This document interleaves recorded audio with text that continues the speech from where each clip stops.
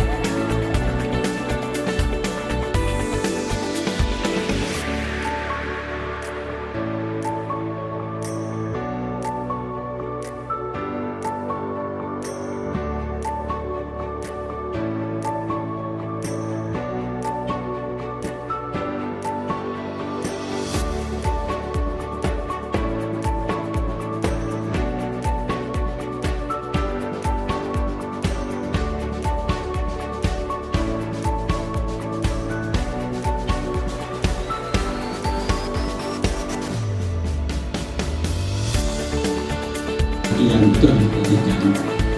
Ada perdagangan, pelecehan seksual. Bisa lanjut lagi. Ini juga bentuk-bentuk kekerasan terhadap perempuan dan anak.